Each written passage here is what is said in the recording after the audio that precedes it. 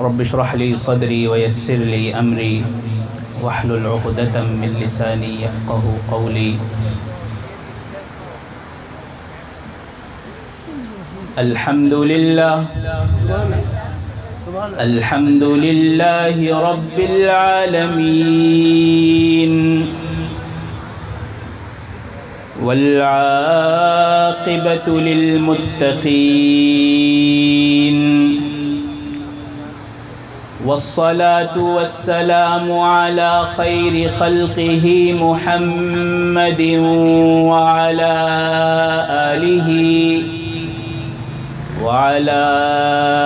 آله وأصحابه أجمعين. أما بعد فأعوذ بالله من الشيطان الرجيم. بسم الله الرحمن الرحيم. إنا عرضنا الأمانة على السماوات والأرض والجبال فأبين أن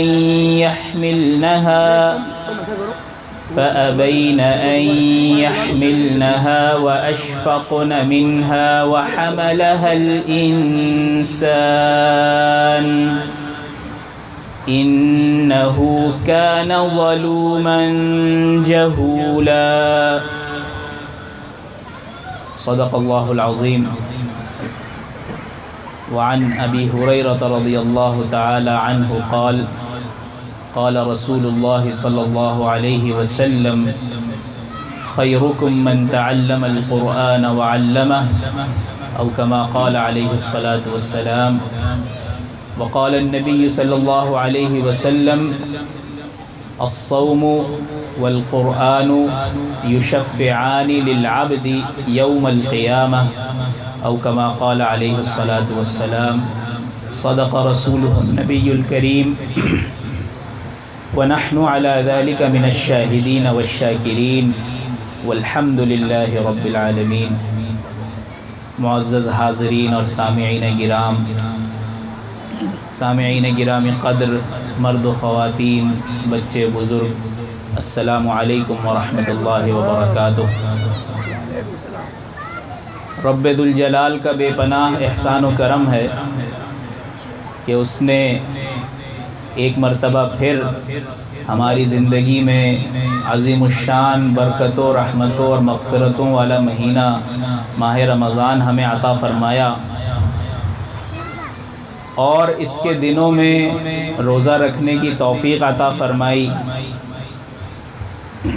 اور راتوں کو نماز تراویح کے ذریعے اس طویل عبادت کے ذریعے آباد کرنے کی توفیق عطا فرمائی. اور اس نماز تراویح میں اس مقام پر کون سا سال ہے؟ 35ویں مرتبہ، 35ویں سال مسلسل اللہ رب العزت نے یہاں پر حفاظ کے ذریعے، مختلف حفاظ کے ذریعے، مختلف قراء کے ذریعے 35ویں مرتبہ قرآن کریم کو نماز تراویح میں 10 دن کے اندر مکمل کرنے کی سعادت بخشی. اس پر اللہ رب العزت کا جتنا شکر ادا کیا جائے وہ کم ہے. یہ ماہ مبارک ہر سال ہمارے درمیان آتا ہے، ہم اس کو کتنا کارآمد بناتے ہیں، اس مہینے کو کتنا وصول کر پاتے ہیں، یہ ہماری سعادت اور نیک بختی کے اوپر ہے. یہ ہماری سہولت سستی اور چستی کے اوپر ہے. اگر سستی کا مظاہرہ کریں گے تو ہر سال آتا ہے پھر چلا جائے گا، اور اگر چستی کا مظاہرہ کریں گے، نشاط کا مظاہرہ کریں گے تو اس مہینے میں سے کچھ نہ کچھ برکت حاصل کر لیں گے.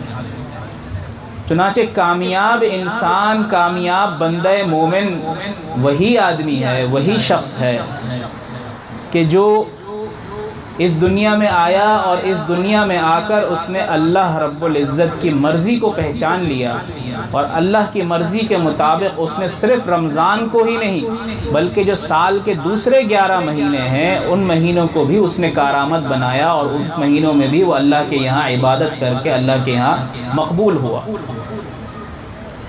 پہلے زمانوں میں جب رمضان کا مہینہ آتا تھا، اگر میں بات شروع کروں رسول اکرم صلی اللہ علیہ وسلم کے عہد سے، دور سے، تو صحابہ کرام فرماتے ہیں کہ جب رسول اکرم صلی اللہ علیہ وسلم ماہ مبارک کو پاتے تو پہلے تو ماہ مبارک کے آنے سے تقریباً 2 مہینہ 3 مہینہ پہلے سے ہی رمضان کی تیاری شروع ہو جاتی تھی۔ ہمارے یہاں کی طرح نہیں، ہمارے یہاں تیاری کیا ہوتی ہے کہ رمضان کا مہینہ آ رہا ہے، سبزیوں کا اسٹاک کر لو، پھلوں کا اسٹاک کر لو، راشن کا اسٹاک کر لو۔ رمضان سے 3-4 دن پہلے، 1 ہفتہ پہلے یہ امتیاز اسٹور پہ پوری امت نے حال دیکھا ہے کہ 2-2 گھنٹے ٹریفک میں پھنسے رہتے تھے کہ پوری امت امتیاز شاپنگ سینٹر کے اندر ہے۔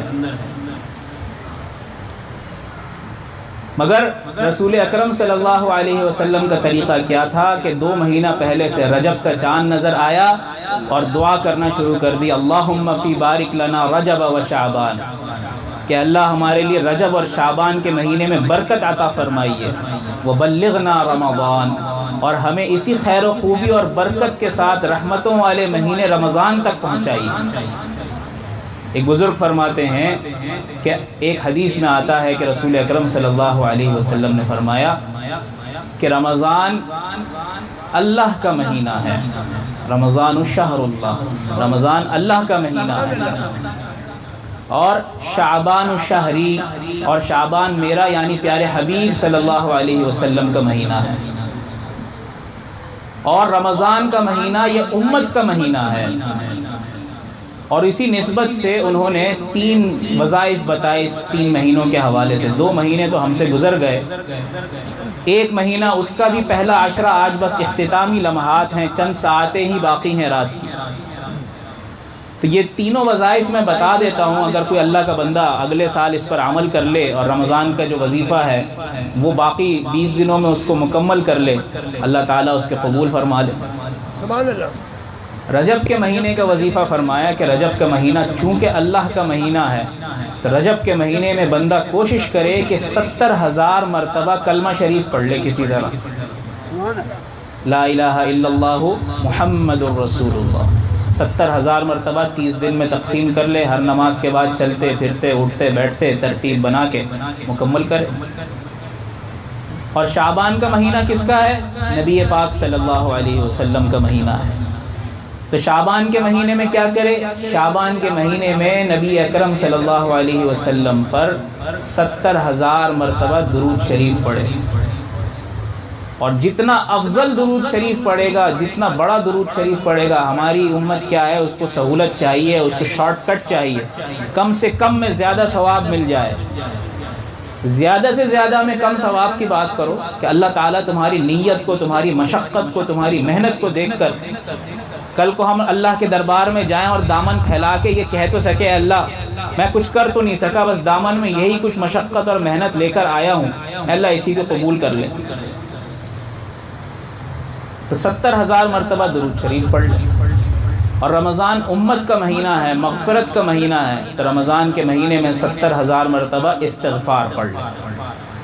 اس 3 مہینے کے پڑھنے کی برکت کی وجہ سے جو اتنے سارے پرچے آتے ہیں دعاؤں کے، جی گھروں میں ناچاقی ہے، بے برکتی ہے، بیماری ہے، پریشانی ہے، تکلیفیں ہیں، فلاں پرابلم ہے، یہ مسئلے ہیں، وہ مسائل ہیں، مردوں کے الگ مسائل ہیں، خواتین کے الگ مسائل ہیں، والدین کے الگ مسائل ہیں، اولاد کے الگ مسائل ہیں، کوئی نہ کوئی مسئلے میں گھرے ہوئے ہیں۔ ان 3 وظائف کی وجہ سے اللہ تعالیٰ پورے خاندان کو، پورے گھرانے کو محفوظ رکھے گا اور اس پر خیر و برکت نازل فرمائے گا۔ اور یہ جو رمضان کا مہینہ ہے، میں عرض کر رہا تھا کہ رسول اکرم صلی اللہ علیہ وسلم کے کیا معمولات ہوتے ہیں۔ صحابہ فرماتے ہیں کہ جب رمضان کا مہینہ آتا تھا تو رسول اکرم صلی اللہ علیہ وسلم کے 3 اعمال ایسے تھے جو عام دنوں میں بھی فرماتے تھے، لیکن رمضان کے مہینے میں ان میں اور شدت آ جاتی تھی اور اضافہ ہو جاتا تھا۔ سب سے پہلے عبادات میں اضافہ ہو جاتا تھا۔ ویسی عام دنوں کی عبادات ایسی تھی کہ اماں عائشہ صدیقہ رضی اللہ عنہ فرماتی ہیں کہ رسول اکرم صلی اللہ علیہ وسلم راتوں کو نماز میں اتنا طویل قیام فرماتے تھے کہ پیروں میں ورم پڑ جاتے تھے، پیر سوج جاتے تھے، پیر مبارک۔ تو سوچے رمضان کی عبادات کا کیا حال ہوتا ہوگا، عبادات بڑھ جاتی ہے۔ پھر دوسرا فرمایا کہ عام دنوں میں بھی رسول اکرم صلی اللہ علیہ وسلم کثرت سے صدقہ و خیرات فرمایا کرتے تھے۔ سوالی کے کسی سوال کو رد نہیں فرماتے تھے، بلکہ ہر سوالی کے ہر سائل کی جھولی کو بھر دیا کرتے تھے۔ رمضان میں اس میں مزید اضافہ فرما دیتے تھے، رمضان میں صدقات و خیرات میں مزید اضافہ ہو جاتا تھا۔ اور تیسرا عمل کیا تھا کہ اللہ کے حضور جو عام دنوں میں جو مناجات فرمایا کرتے تھے، مناجات کیا ہوتی؟ تنہائی میں بندے اور اللہ کا کنیکشن، کہ جی ہم ہر کسی کو کہتے رہتے ہیں کہ جی امام صاحب دعا فرما دیں، مولانا صاحب دعا فرما دیں، حضرت صاحب دعا کر دیں، یہ تو کریں ہی، لیکن ڈائریکٹ بھی تو بندے کا اللہ سے کچھ کنیکشن ہو۔ اس کنیکشن میں مزید طاقت آ جاتی تھی، مزید اضافہ ہو جاتا تھا کہ رسول اکرم صلی اللہ علیہ وسلم اس مہینے میں مزید اللہ تعالیٰ کے قریب ہو جاتے تھے۔ ویسے ہی اللہ کے قریب تھے، اللہ کے چہیتے، اللہ کے محبوب تھے، ان کی محبوبیت کا کیا کہنا، رمضان میں اس میں مزید اضافہ ہو جاتا تھا۔ اور اس مہینے کے روزوں کی کیا فضیلت ہے اگر میں آپ کو بتاؤں، صرف دو باتیں بتاؤں گا اس میں۔ ایک روایت میں آتا ہے، ایک حدیث میں آتا ہے کہ اس مہینے کی فضیلت یہ ہے کہ جو رمضان کے مہینے میں روزہ رکھے۔ آج کل تو ایسے لوگ بازار میں موجود ہیں، مارکیٹ میں موجود ہیں، جی گرمی کا مہینہ ہے، گرمیوں میں روزے آ رہے ہیں، جی اجتہاد کر لو، وہ اجتہاد کر لو، گرمیوں کے روزے عیسائیوں کی طرح اور یہودیوں کی طرح جون جولائی سے مئی سے شفٹ کر کے دسمبر اور جنوری میں شفٹ کر دو، یا ابھی قضا کر لو، ابھی چھوڑ دو، رکھ نہیں سکتے، دسمبر میں جب اسکول کی چھٹیاں پڑیں گی، سیمسٹر بریک ہوگا، تب رکھ لینا روزہ۔ امتحانات ہو رہے ہیں طلبہ کے، جی امتحان ہو رہا ہے، جی روزہ چھوڑ رہا ہے۔ کسی حال میں کسی صورت میں روزہ چھوڑنے کی اجازت نہیں، اور جو روزہ رکھے ان تمام مشقتوں کے باوجود کہ پیپر بھی دے رہا ہے، نوکری پر بھی جانا ہے، مزدوری پر بھی جانا ہے، کاروبار میں بھی جانا ہے، اور روزہ بھی نہیں چھوڑ رہا ہے، کوئی عبادات بھی نہیں چھوڑ رہا ہے، تمام فرائض کو پورا کر رہا ہے، اور حتی الامکان نوافل کو بھی ادا کر رہا ہے، تو ایسے روزہ دار کے لیے آسمانوں میں فرشتے، ہوا میں پرندے، پانی میں مچھلیاں، بلوں میں چیونٹیاں، غرض کے ہر مخلوق اس روزہ دار کے لیے دعا کرتی ہے۔ اور دن اور رات میں بندے کی، ایسے روزے دار کی کوئی ایک دعا اللہ تعالیٰ ضرور قبول فرماتا ہے، جو اللہ سے مانگے گا کوئی ایک دعا اللہ ضرور قبول فرمائے گا۔ اور دوسری فضیلت روزے دار کو کیا عطا ہوتی ہے؟ حدیث قدسی میں آتا ہے کہ اللہ تعالیٰ ارشاد فرماتا ہے کہ الصوم لی وانا اجزی بہ، کہ روزہ میرے لیے ہے اور اس کا بدلہ میں ہی دوں گا۔ یہ جو دائیں کندھے پر نیکی لکھنے والا فرشتہ، اس کو اجازت نہیں ہے کہ روزے دار کے لیے کتنی نیکی لکھنی ہے، جبریل اور میکائیل کو اجازت نہیں ہے کہ اس کے لیے کتنی نیکی لکھنی ہے، کتنا اجر لکھنا ہے اس کے ایک روزے کا، بلکہ اس کا اجر کون لکھے گا؟ اس کا اجر لکھیں گے اللہ رب العزت اپنے رحمت کے ہاتھوں سے خود لکھیں گے۔ اور جب اللہ تعالیٰ اپنے رحمت کے ہاتھوں سے لکھیں گے تو کتنا لکھیں گے ہم کیا تصور کر سکتے ہیں۔ اور دوسری روایت میں ہے کہ اسی حدیث کو دوسرے الفاظ میں بیان کیا کہ الصوم لی وانا اجزا بہ، کہ روزہ میرے لیے ہے، بندے نے جو روزہ رکھا ہے وہ میرے لیے رکھا ہے، کیونکہ روزہ ایک ایسی عبادت ہے جو کسی کو آپ پکڑ کے نہیں کہہ سکتے حضرت میں نے روزہ رکھا، بھائی صاحب آج میرا روزہ ہے۔ حج تو آپ دکھا دکھا کے کر سکتے ہیں کہ جی میں ہر سال حج کو جا رہا ہوں، خیرات صدقات تو آپ دکھا دکھا کے کر سکتے ہیں، میڈیا کو بلا کے کہ جی میں اتنا راشن تقسیم کر رہا ہوں اور اتنے میں لوگوں کو پیسے دے رہا ہوں۔ نماز تو آپ دکھا دکھا کے کر سکتے ہیں کہ جی اذان سے پہلے مسجد میں موجود ہیں اور سب سے آخر میں مسجد سے نکل رہے ہیں، تکبیر اولیٰ کے ساتھ نماز ادا کر رہے ہیں، پہلی صف میں بیٹھے ہوئے ہیں کہ لوگ اسے بڑا متقی اور پرہیزگار کہیں۔ لیکن روزے کا معاملہ تو ایسا نہیں ہے، تو کسی کے چہرے سے تو نہیں پتہ چلتا کہ جی اس نے روزہ رکھا ہے نہیں رکھا ہے۔ وضو کر رہا ہے، پانی لیا اور منہ میں ڈالا کلی کرنے کے لیے، اب اگر وہ پانی نگل جائے ایک گھونٹ، تو دوسرے وضو کرنے والے ہیں مسجد میں وضو خانے میں یا گھر کے وہ اپنے باتھ روم میں وضو کر رہا ہے، کون دیکھ رہا ہے؟ کس کو پتہ چل رہا ہے پانی اس نے کلی کیا یا پی لیا؟ مگر وہ پانی اندر نہیں اتارتا، حلق تک نہیں پہنچاتا، بلکہ اس کو پھینک دیتا ہے۔ کس لیے؟ کہ جی میرا روزہ ہے، اللہ دیکھ رہا ہے۔ تو اللہ نے کہا کہ جو بندہ اس طرح روزہ رکھتا ہے اس کو قیامت میں روزے کے بدلے میں میرا دیدار ملے گا، میں اس کو ملوں گا اس کے بدلے میں، روزے کا بدلہ میں خود ہوں۔ تو روزہ ایک ایسی عبادت ہے۔ پھر دن کے روزے کے بعد حدیث جو رسول اکرم صلی اللہ علیہ وسلم کی بڑی معروف حدیث ہے، اس کا جو حصہ ہے کہ وَقِيَامَ لَيْلِهِ تَطَوُّعًا، اس کے جو الفاظ ہیں کہ رات کے وقت کو ہم نے عبادت کی چیز بنایا، ثواب کی چیز بنایا۔ رات کی نماز کو، کون سی نماز؟ یہ نماز تراویح، اور نماز تراویح کی 2 سنتیں ہیں جو ہر سال میں عرض کرتا ہوں۔ ایک سنت تو آج ہم نے مکمل کر لی کہ نماز تراویح میں قرآن کریم کو سن کر ہم نے مکمل کر لی، اللہ کا بڑا شکر۔ اور دوسری سنت یہ ہے کہ 1 رمضان سے لے کر 29 رمضان یا 30 رمضان تک مسلسل تراویح پڑھیں۔ یہ نہیں کہ 10 دن چھٹی، 10 دن پڑھ لی اور اس کے بعد چھٹی، گھر جا کے سو گئے۔ کیا مرد کیا خواتین، سب کے لیے مردوں کو چاہیے کہ اپنے محلے کی مسجد میں جا کر ادا کریں، اور خواتین گھروں میں اہتمام کریں۔ تراویح بالکل اسی طرح ہے جس طرح وطر سمجھیں، عشاء کے بعد وطر واجب ہے، تو اسی طرح تراویح بھی رمضان کے مہینے میں لازم ہے۔ روایت میں آتا ہے نا کہ قیامت کے دن بندے کی نماز کو پیش کیا جائے گا، اگر نماز میں کوئی کمی کوتاہی رہ گئی تو کہا جائے گا کہ جی اس نے جو سنتیں ادا کی تھی، سنتیں کہاں ہیں، سنتیں لے کر آؤ، تو ان سنتوں کے ذریعے اس کے فرائض کی کمی کو پورا کر دیا جائے گا۔ پھر بھی کوئی کمی رہ گئی تو اس کے کہا جائے گا جس کے نوافل لے کر آؤ، جس نے نفل نمازیں پڑھی ہیں، ان نفل کے ذریعے اس کے کمی کو پورا کر دیا جائے گا، اور اس کے بعد اس کو اس کا اجر دیا جائے گا۔ تو خدا نہ خواستہ روزے کی حالت میں ہماری کوئی کمی رہ گئی، ہم نے کسی کی غیبت کر دی، کسی سے جھوٹ بول دیا، کسی گناہ میں مبتلا ہو گئے، کسی لاپرواہی میں رہ گئے، کچھ نہ کچھ ہم نے غلط کر لیا، تو کچھ تو ہماری سپورٹ میں کچھ تو بیک اپ پلان ہو جس سے ہمیں کل قیامت کے دن اللہ کے دربار میں جب حاضری ہو، پیشی ہو، تو ہماری بچت ہو سکے۔ اور قرآن کریم کی تلاوت، قرآن کریم کا جو ذوق و شوق ہمارے صحابہ کو تھا، ہمارے اولیاء کو تھا، وہ تو ہمارے اندر پیدا نہیں ہو سکتا، لیکن کم از کم ان کی شکل تو بنا سکتے ہیں۔ چند ایک واقعات سنا دیتا ہوں صحابہ کے، اس کے بعد بات ختم کروں گا۔ نبی اکرم صلی اللہ علیہ وسلم ایک مرتبہ رات کو تہجد کے وقت مسجد نبوی میں تشریف لائے، تو دیکھا کہ حضرت ابو بکر رضی اللہ تعالیٰ عنہ اور حضرت عمر رضی اللہ تعالیٰ عنہ، یہ دونوں حضرات مسجد کے ایک کونے میں حضرت ابو بکر صدیق تھے اور ایک کونے میں حضرت عمر فاروق تھے، دونوں تہجد کی نماز پڑھ رہے ہیں۔ تو حضور صلی اللہ علیہ وسلم نے دیکھا کہ ابو بکر تو نماز پڑھ رہے ہیں، جو قرآن پڑھ رہے ہیں آہستہ آواز سے پڑھ رہے ہیں، آواز نہیں آ رہی، اور حضرت عمر رضی اللہ تعالیٰ عنہ جو تلاوت فرما رہے ہیں وہ اونچی آواز سے، بلند آواز سے تلاوت کر رہے ہیں۔ جب دونوں کی نماز مکمل ہو گئی، آپ صلی اللہ علیہ وسلم نے دونوں کو بلوایا، پوچھا کہ بھائی کیا ماجرا ہے؟ ابو بکر سے پوچھا کہ آپ آہستہ تلاوت کر رہے تھے، تو فرمایا کہ اے اللہ، اے رسول صلی اللہ علیہ وسلم، یا رسول اللہ، اللہ تو دلوں کے راز کو جانتا ہے، دلوں کے بھید کو جانتا ہے، میں تو اپنے اللہ کو سنا رہا تھا، مجھے دنیا والوں کو سنانے کی کیا ضرورت ہے؟ میں تھا اور میرا اللہ تھا، میں تو اپنے اللہ کو سنا رہا تھا۔ عمر سے پوچھا کہ بھائی آپ کیوں اونچی آواز سے پڑھ رہے تھے؟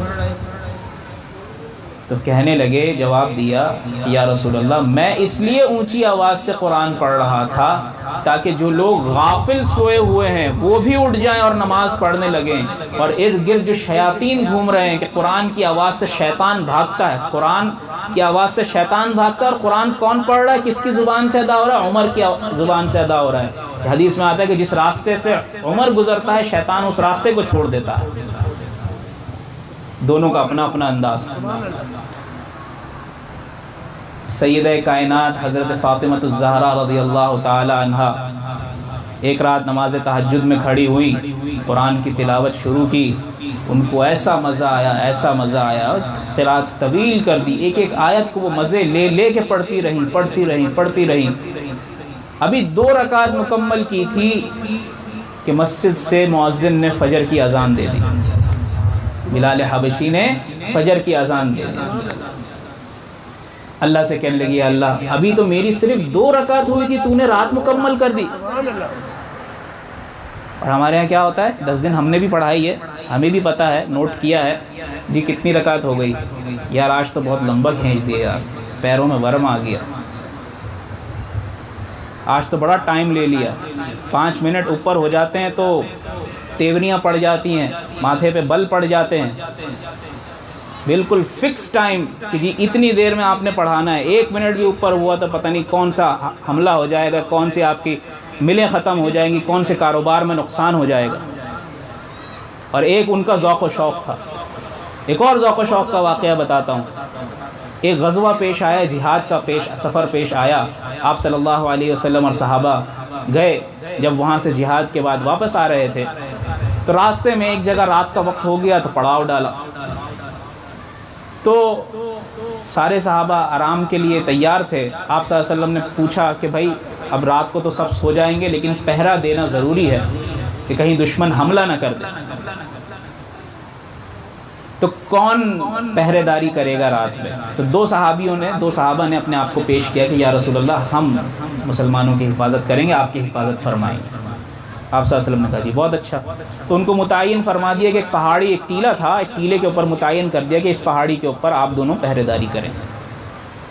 تمام صحابہ اپنے معمولات میں، مشغولات میں مصروف ہو گئے، کچھ سو گئے، کچھ آرام کرنے لگے اور اپنے کاموں میں رہ گئے، سو گئے۔ اب وہ دونوں صحابی جا کر اس پہاڑی ٹیلے پر بیٹھ گئے اور پہرے داری کرنے لگے۔ اب تھوڑی دیر جب گزری تو ایک دوسرے سے کہنے لگے کہ بھائی اگر ہم دونوں پہرے داری کریں گے تو رات کے کسی لمحے میں ہو سکتا ہے ہم دونوں کو ہی نیند آ جائے، اور اگر ہم سو گئے اور پیچھے سے خدا نہ خواستہ دشمن نے حملہ کر دیا، ادھر اللہ کے رسول صلی اللہ علیہ وسلم موجود ہیں، یہ بہت بڑا نقصان ہو جائے گا۔ تو ہم ایسا کرتے ہیں کہ آپ، ایک نے دوسرے کو کہا کہ آپ ابھی سو جائیں، میں تھوڑی دیر پہرے داری کرتا ہوں، رات کے آدھے حصے میں آپ کو جگا دوں گا، باقی رات کا حصہ آپ پہرے داری کر لیجئے گا۔ کہا جی ٹھیک ہے۔ ایک صحابی سو گیا، جو دوسرے صحابی تھے اب وہ پہرے داری کر رہے ہیں، اب وہ اکیلے بیٹھے ہیں، کچھ تو ہے نہیں کرنے کے لیے، تو انہوں نے کہا کہ بھائی جب دشمن آئے گا تب دیکھ لیں گے، ابھی میں کیا کروں، بیٹھے بیٹھے ایسا کرتا ہوں کہ بس کسی طرح مجھے موقع ملے، بس میں کسی طرح 2 رکعت نماز پڑھ لوں۔ یہ سوچا، ارادہ کیا اور 2 رکعت نماز کی نیت باندھ لی وہاں پہاڑی کے اوپر ہی۔ اب نیت باندھ لی تو نیت میں تلاوت شروع کی سورہ فاتحہ کے بعد سورہ کہف کی، الحمدللہ الذی انزل علی عبدہ الکتاب ولم یجعل لہ عوجا۔ اب جب تلاوت شروع کی سورہ کہف ویسی بڑی پیاری صورت ہے، بڑے مزے کی صورت ہے، ان کو مزہ آنے لگا۔ اب انہوں نے کہا بس کسی طرح یہ صورت میں اس رکعت میں، ان 2 رکعتوں میں مکمل کر لوں۔ اب ایک آیت پڑھتے جا رہے ہیں اور دل میں خیال بھی ہے جی پہرے داری کرنی ہے، رسول صلی اللہ علیہ وسلم نے مجھے اس کام کے لیے مقرر فرمایا۔ اب پڑھتے جا رہے ہیں، مزہ آتا جا رہا ہے، بالکل ہماری طرح ہے کہ ہم آئس کریم کھانے جائیں تو ایک چمچہ آئس کریم کھاتے جاتے ہیں اور مزہ آتا جاتا ہے۔ ان کو قرآن پڑھ کے آئس کریم سے بھی زیادہ مزہ آتا تھا۔ تو اب پڑھتے جا رہے ہیں، دشمن تو طاق میں بیٹھا ہوا تھا۔ دشمن کے ایک سپاہی نے دیکھا کہ جی پہرے داری کر رہے ہیں، اور پہاڑ کے اوپر دیکھا جی ایک ہی آدمی ہے جو حفاظت کر رہا ہے، پہرے داری کر رہا ہے، اگر ہم اس ایک آدمی کو کسی طرح ہٹا دیں تو کیا ہوگا، باقی ان پر حملہ کرنا آسان ہو جائے گا۔ تو اس نے وہیں سے تاک کر اس نے ایک تیر مارا۔ اب صحابی نماز میں نیت باندھ کے کھڑے ہوئے تھے، ان کو تیر آ کے ان کے کندھے پہ لگا، مگر نماز نہیں چھوڑی کہ کسی طرح سورہ کہف مکمل ہو جائے۔ خون بہنے لگا، ساتھ میں دوسرا ساتھی سویا ہوا ہے، پڑھتے جا رہے ہیں۔ اس نے دیکھا کہ بھائی وہ تو کھڑا ہوا، ایک تیر لگنے کے بعد بھی نہیں ہلا، ایک اور تیر مارا، دوسرا تیر آ کے لگا، مزید خون بہ رہا ہے۔ اس طرح کوئی 5-6 تیر مارے اور وہ مسلسل اسی طرح تلاوت کرتے رہے کہ بس کسی طرح یہ سورت مکمل ہو جائے۔ یہاں تک کہ جب جسم سے بہت زیادہ خون بہہ گیا اور کمزوری ہو گئی تو مجبوراً انہوں نے جلدی رکعت مکمل کی اور اپنے ساتھی کو اٹھایا کہ بھائی وہ دشمن کا حملہ ہو گیا ذرا۔ ساتھی نے کہا، دوسرے صحابی نے کہا کہ ارے آپ کو تیر لگا تھا تو آپ مجھے اسی وقت جگا دیتے، یہ اتنے تیر کیوں لگے آپ کو؟ تو کہنے لگے جی بس میں نماز میں کھڑا ہو گیا تھا، تلاوت کرتے کرتے مجھے ایسا مزہ آیا، میں نہیں چاہتا تھا کہ میری تلاوت کا مزہ خراب ہو، اور اسی حالت میں شہید ہو گئے۔ اور ایک ہم ہے کہ قرآن ہم سے فریاد کرتا رہتا ہے پورا سال، مگر ہمیں قرآن پڑھنے کی، نکالنے کی توفیق نہیں ہوتی، سوائے چند مواقع کے۔ رمضان کا مہینہ آ جائے، گھر میں خدا نہ خواستہ کوئی مسئلہ درپیش ہو جائے، کوئی فوتگی ہو جائے، تو وہ جو اماں کو جہیز میں قرآن ملا تھا، بیگم کو جہیز میں جو قرآن ملا تھا بڑا خوبصورت، جس کے سائے میں بیگم کی رخصتی ہو کر آپ کے ساتھ آئی تھی بیگم آپ کی، تو وہ قرآن پھر نکالا جاتا ہے، اس ڈبے کو جھاڑا پونچھا جاتا ہے اور اس میں سے نکال کر اس قرآن کو 2-3 دن پڑھا جاتا ہے۔ جب تھوڑا غم ہلکا ہو جاتا ہے، تھوڑا مسئلہ سمجھتے ہیں کہ ہاں جی تھوڑا آسان ہو گیا ہے، تو اٹھا کے پھر واپس وہیں رکھ دو۔ طاقوں میں سجایا جاتا ہوں، آنکھوں سے لگایا جاتا ہوں، تعویذ بنایا جاتا ہوں، دھو دھو کے پلایا جاتا ہوں، جب قول و قسم لینے کے لیے تکرار کی نوبت آتی ہے، پھر میری ضرورت پڑتی ہے ہاتھوں میں اٹھایا جاتا ہوں۔ کس بزم میں میرا ذکر نہیں، کس عرس میں میری دھوم نہیں، پھر بھی میں اکیلا رہتا ہوں، مجھ سا بھی کوئی مظلوم نہیں۔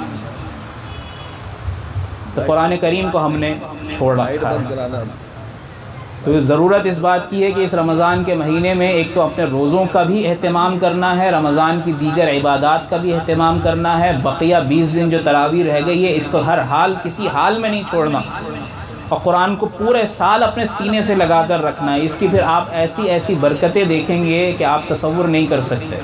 اس کی ایک ادنا سی مثال میں آپ کو دے دیتا ہوں کہ دنیا میں خاص طور پہ اہل اسلام کے یہاں اور ہمارے بر صغیر پاک و ہند میں ایک ایسا طبقہ ہے جو ایک طرح سے ملامتی فرقہ ہے، ملامتی طبقہ ہے۔ وہ کون سا طبقہ ہے؟ مولویوں کا طبقہ ہے کہ جی یہ مولوی کرے گا کیا، کھائے گا کیا، اس کی کمائی کیا ہے، اس کی انکم کیا ہے، نہ ان کے رشتے آسانی سے ہوتے ہیں، نہ ان سے کوئی تعلق بنانا چاہتا ہے، لیکن کوئی موت پڑتی ہے تو پھر مولوی کے پاس ہی آ کے مرتے ہیں سارے۔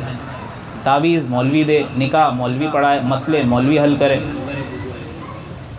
آپ نے دنیا میں سنا ہوگا کہ جی فلاں بے روزگار ہیں، مالی حالات بڑے کمزور ہیں، گھر میں بڑے فاقے کے مسائل ہیں، اور یہاں تک آپ نے سنا ہوگا، اخباروں میں پڑھا ہوگا، سوشل میڈیا سب استعمال کرتے ہیں کہ آئے دن اطلاعات سنتے ہیں کہ جی خودکشی کے واقعات، دماغی توازن خراب ہونے کے واقعات، کس وجہ سے؟ بے روزگاری کی وجہ سے۔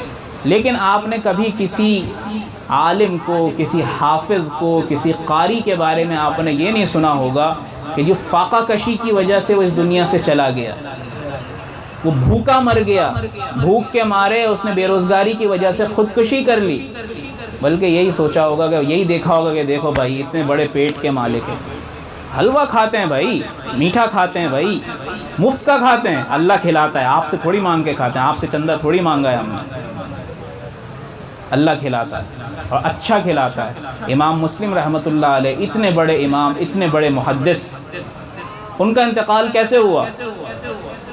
ایک حدیث ان کو تلاش کرنی تھی، رات کو اپنے کمرے میں بیٹھے، جو ان کا کتب خانہ تھا، کتابیں دیکھتے جا رہے ہیں، اپنی ایک کنیز سے کہا کہ ذرا مجھے کچھ کھانے کے لیے لا دو، تو وہ ایک ٹوکرا کھجور کہیں سے ہدیہ آیا تھا، ایک ٹوکرا کھجور، اس میں 10 کلو کھجور تھی، وہ کھجور لا کے ان کے کمرے میں رکھ دی۔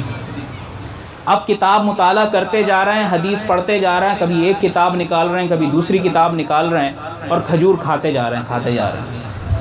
کتابیں پڑھتے پڑھتے ایک رات میں 10 کلو کھجوریں کھا لی، اور صبح اس اتنی کثرت سے، اتنی زیادہ کھانے کی وجہ سے ان کی وفات ہو گئی کہ کھجور کی جو گرمی تھی، اس کی جو پریشر تھا وہ برداشت نہیں کر سکے، اور اس کی وجہ سے ان کا انتقال ہو گیا۔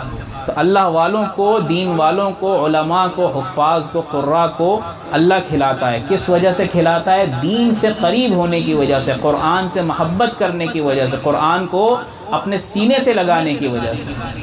اس کی وجہ سے اللہ تعالیٰ ان کو آباد رکھتا ہے، ان کو پریشانیوں سے، ان کو مصیبتوں سے دور رکھتا ہے۔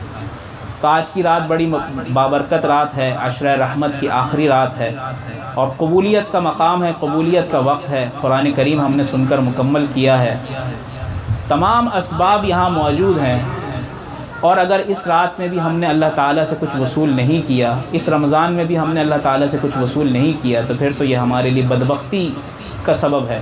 مشہور ہے نا کہ حضور اکرم صلی اللہ علیہ وسلم کی حدیث میں آتا ہے کہ صحابہ نے ایک بار رسول صلی اللہ علیہ وسلم کو دیکھا کہ ممبر شریف پر چڑھ رہے ہیں، پہلی سیڑھی پر پیر رکھا، فرمایا آمین، دوسری سیڑھی پر پیر رکھا، فرمایا آمین، تیسری سیڑھی پر پیر رکھا، فرمایا آمین۔ اس کے بعد رسول صلی اللہ علیہ وسلم نے حسب معمول خطبہ ارشاد فرمایا، خطبہ ارشاد فرمانے کے بعد نماز پڑھائی، جمعے کا دن تھا، نماز کے بعد کسی صحابی نے ہمت کر کے پوچھا کہ یا رسول اللہ یہ کیا ماجرا تھا، آج آپ ممبر پر چڑھتے ہوئے خلاف معمول ہم نے دیکھا کہ آپ نے 3 دفعہ آمین فرمایا۔ کہا جی جبریل امین آئے تھے، پہلی دفعہ میں تو یہ کہا کہ تباہ و برباد ہو جائے وہ شخص جس کے سامنے میرا نام لیا گیا اور اس نے درود شریف نہیں پڑھا۔ دوسرے پر فرمایا کہ تباہ و برباد ہو جائے وہ شخص جس نے اپنے والدین میں سے دونوں کو یا کسی ایک کو زندہ پایا اور ان کی خدمت کر کے اپنے لیے جنت کو واجب نہ کرا لیا، ایسا شخص بھی تباہ و برباد ہو جائے، ایسی اولاد بھی کسی کام کی نہیں۔ اور تباہ و برباد ہو جائے ایسا شخص جس نے رمضان کا مہینہ پایا اور اپنی مغفرت نہیں کروائی۔ ہماری زندگی میں کتنی مرتبہ رمضان آ کر گزر چکا ہے، 20 سال، 20 دفعہ، 40 دفعہ، 50 دفعہ، 25 دفعہ، 70 دفعہ، 60 دفعہ۔ کیا کیا ہم نے؟ پہلے زمانوں میں جب اللہ کے اولیاء مجلس میں بیٹھا کرتے تھے، آپس میں جمع ہوا کرتے تھے، تو ہوتا ہے نا ہمارے یہاں بھی جب ایک فیلڈ کے لوگ بیٹھتے ہیں تو ایک دوسرے کو کہتے ہیں بھائی یہ ہمارے سینئر ہیں، یہ تو ابھی نئے نئے فیلڈ میں ہیں، یہ جونیئر ہیں۔ تو جو بزرگ بیٹھتے تھے تو ان بزرگوں میں سینئر اور جونیئر کیسے پتہ چلے گا؟ بزرگی کا معیار کیا ہے کہ کون ہم میں بڑا بزرگ ہے اور کون چھوٹے لیول کا بزرگ ہے؟ تو یہ بزرگی کا معیار پرکھا جاتا تھا کہ کس کی زندگی میں کتنی مرتبہ رمضان آیا ہے، کس کی زندگی میں کتنی مرتبہ رمضان آیا ہے۔ جس نے جتنی مرتبہ رمضان پایا ہے اس کا مطلب وہ اتنا بڑا بزرگ ہے۔ یہ ہمارے والے بزرگ نہیں کہ ہم ہر ایک کو بزرگ بنا لیتے ہیں، یہ والے بزرگ میں وہ واقعی وہ اللہ والے ہوتے تھے، وہ بزرگ ہوتے تھے۔ تو ضرورت اس بات کی ہے، اور آخر میں ایک حدیث کہہ کر سنا کر بات ختم کرتا ہوں کہ رسول اکرم صلی اللہ علیہ وسلم نے ارشاد فرمایا کہ یہ روزہ الصوم، یہ روزہ اور یہ قرآن قیامت کے دن بندے کے لیے اللہ کے پاس شفاعت کریں گے، سفارش کریں گے کہ اللہ، قرآن کہے گا اللہ یہ بندہ قرآن کو، تیرے کلام کو اس نے اپنے سینے سے لگا کر رکھا، اس پر عمل کیا، دنیا والوں تک اس کلام کو پہنچایا، اس کو پڑھا اور اپنی اولاد کو سکھایا، اپنے خاندان میں اس کے علم کو جاری کیا، اس کے نور کو جاری کیا، اے اللہ اس میں ہم سفارش کرتے ہیں کہ اس کو معاف کر دیں۔ روزہ بھی کچھ ایسی ہی کہے گا کہ اللہ اس بندے نے تیری رضا کے لیے، کسی کو دکھانے کے لیے نہیں بلکہ خالص تیری رضا کے لیے اخلاص کے ساتھ روزہ رکھا، تو اس کو معاف کر دے، اس کو قبول فرما دے۔ اللہ تعالی ہمارے رمضان کی عبادات کو قبول فرمائے، ہمارے اعمال کو قبول فرمائے، اس نماز تراویح کو قبول فرمائے، اس میں شریک ہونے والے، شرکت کرنے والے، انتظامات کرنے والے، اس کے معاونین، مخیرین، اہل خیر تمام کو اللہ تعالی قبول فرمائے، اور اس کی برکت سے اللہ تعالی ہمارے دلوں میں، ہمارے گھروں میں، ہمارے خاندانوں میں قرآن کریم کی بہاروں کو چلا دے، دین کی بہاروں کو چلا دے، سنتوں کی بہاروں کو چلا دے۔ اللہ تعالی ہمیں قبول فرمائے۔ وآخر دعوانا ان الحمد للہ رب العالمین۔